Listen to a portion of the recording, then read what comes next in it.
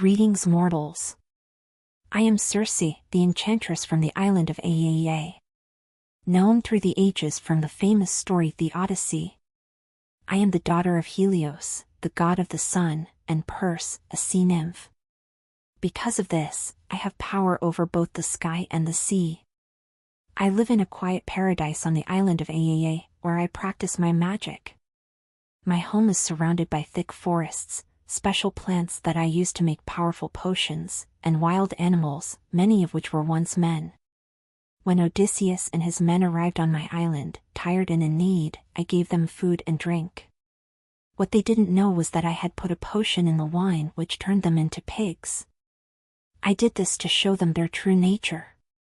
You see, turning men into animals is one of my magical skills. But Odysseus was different.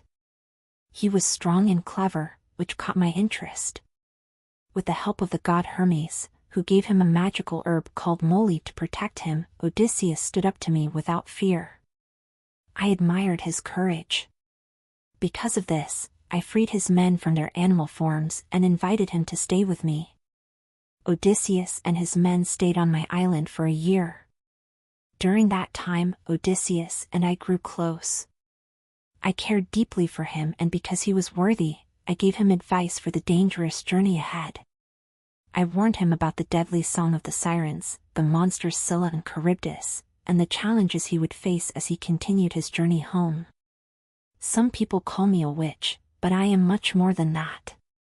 I am a goddess, and my magic comes from the earth, the plants I gather, and the ancient wisdom passed down through my family. In some stories, it is even said that I can bring the dead back to life. My powers are great, but I use them carefully. When I let Odysseus go, I did so with respect. I knew his path was not with me, but I sent him off with knowledge and protection. And I stayed on my island, continuing my work as a powerful and eternal figure. Many have written about me, but few truly understand who I am.